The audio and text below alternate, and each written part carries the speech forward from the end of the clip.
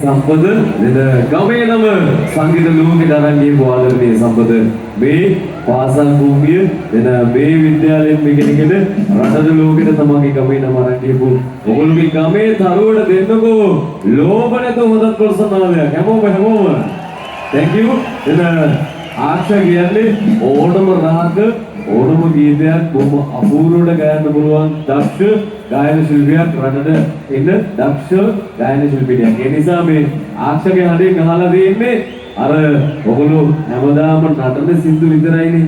මෙහෙම එකක් ඇහුවොත් කොහොමද? ආශා අපි යමුද මේ වෙහි පොගොල්ලුවට? කියමු. right. හැබැයි මේ ගමේ ගමට ලෝභ නැතුව හොඳ ප්‍රසන්නාදයක් දෙමුද? Thank you. Well, ආශා තමයි ගොඩක් අහලා බලමු. Right.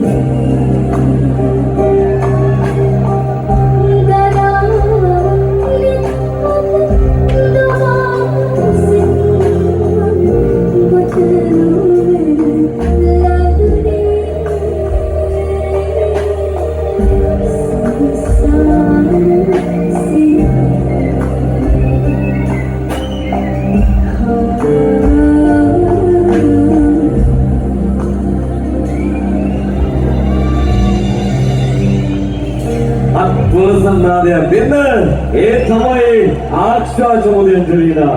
ඇය හැමදාම වෙනස්කම් කරන අලුත් දේවල් ඉදිරිපත් කරලා ඉන්න ඇය ගායන ශිල්පිනියක් විතරක් නෙවෙයි ඇයගේම ගීත රාශියක් තියෙනවා. ඇයම ලියලා නිර්මාණය කරපු ඉදිරියේදී ඒවත් ඔබට දකින්න අවස්ථාව තියෙනවා කියන කාරණේ මතක් කරගන්න.